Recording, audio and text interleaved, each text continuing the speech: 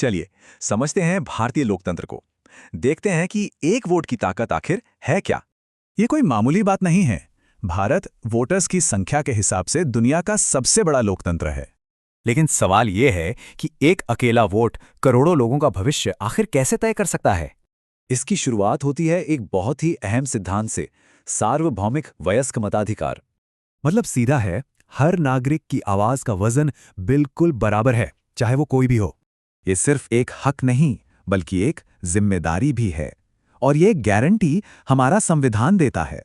और भारत की multi party system में वोटर्स के पास चुनने के लिए कई विकल्प होते हैं। ये कुछ बड़ी राष्ट्रीय पार्टियां हैं और इनके अलावा भी कई पार्टियां चुनाव लड़ती हैं। चुनाव का माहौल तो किसी त्योहार से कम नहीं होता, जहां हर पार्टी अपने मुद्दे लेकर जनता के बीच जाती है। पर ये सब निष्पक्ष हो, ये कौन देखता है? इसकी जिम्मेदारी है एक स्वतंत्र संस्था, चुनाव आयोग की। तारीखों के ऐलान से लेकर वोटों की गिनती तक हर कदम पर चुनाव आयोग की नजर रहती है। वोटिंग के तरीके भी बदले हैं। पहले बैलेट पेपर था, अब ज्यादातर ईवीएम का इस्तेमाल होता है। और सबसे जरूरी बात, हर वोट गुप्त होता है, यानी फैसला पूरी तरह से आजाद और बिना किसी दबाव के। गिनती के बाद यही वोट तय करते हैं कि हमारी संसदीय प्रणाली में अगली सरकार किसकी बनेगी।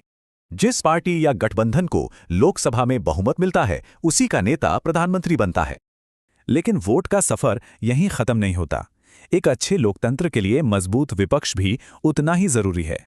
विपक्ष का काम है सरकार की नीतियों पर सवाल उठाना और उन्हें जवाबदेह बनाए रखना। और हां, लोकतंत्र सिर्फ चुनाव के दिन नहीं होता। जनमत यानी पब्लिक ओपिनियन सरकार को हमेशा प्रभावित करता है। और ये जनमत बनाने और सरकार तक पहुंचाने में मीडिया एक बड़ा रोल निभाता है। तो आखिर में सवाल यही है, सूचनाओं के इस दौर में एक सही और निष्पक्ष जनमत को कैसे बनाए रखा जाए।